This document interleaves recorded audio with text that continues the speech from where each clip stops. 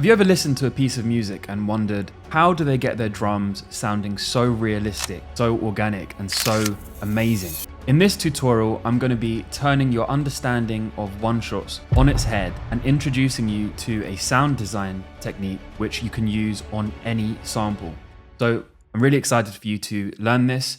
Let's get straight into the lesson.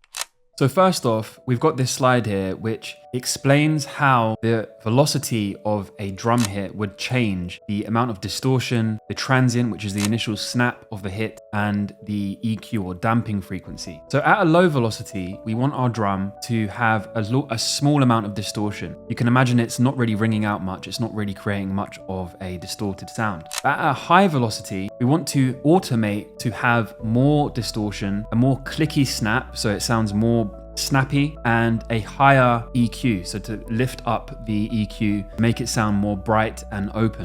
And what I'm going to do is I'm going to open up Ableton and show you a quick beat I made with some percussion, and we're going to map velocity to these different parameters using Ableton's drum bus and Max for Ableton Live. So let's go into Ableton and try to demonstrate this.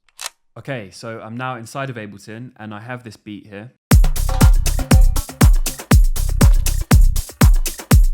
And I want to do some work on these one shots here. So let's just solo these out and listen to them on their own.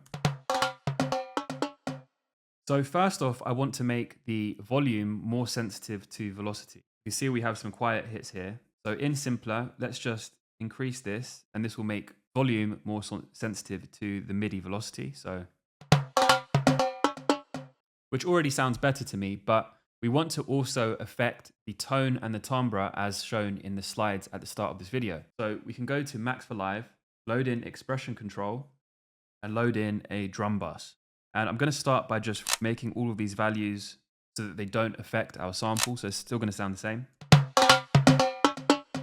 And first thing I'm going to do is map the velocity to the drive. And I want the minimum value at 0, the maximum at 50. So this means when it's at the maximum velocity, MIDI velocity, the drive will reach 50%. So it's going to sound a bit more distorted as we wanted.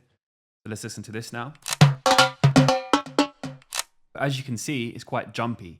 So let's just increase the rise and the fall to about 20 and 100 milliseconds. You can hear it's just slightly more distorted. So let's just add it up to about 75 to exaggerate it. So now we're already starting to affect the tone of the percussion or the drum sound as well. So let's look at mapping to the transient. So I'm going to map this to transient, and I want the softest hit to be at around -4 and the maximum to be quite snappy. So I want it to be, let's leave it at 60%. And once again, let's smooth out the rise and fall.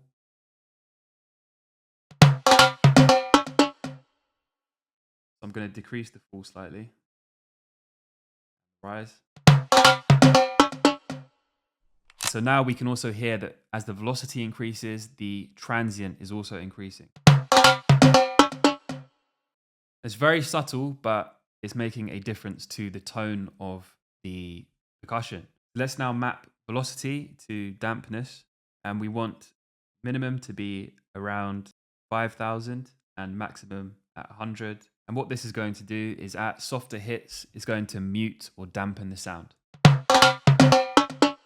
And at the higher hits, at the increased velocity, it's opening up the sound. So let's make it even more exaggerated here.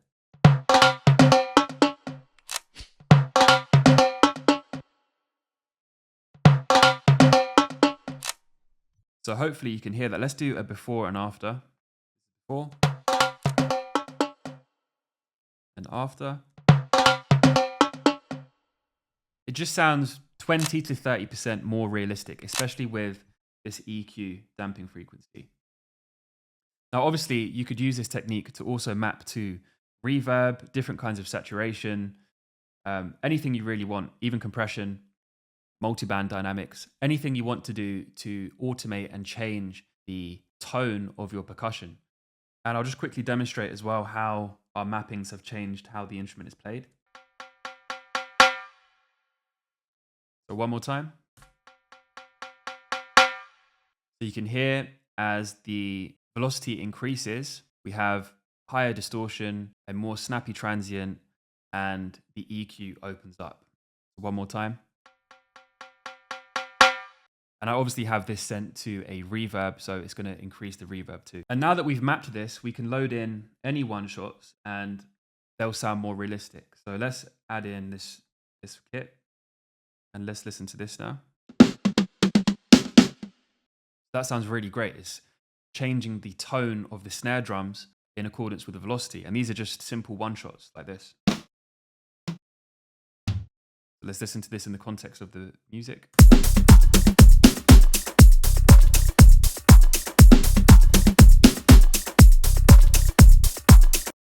Try this.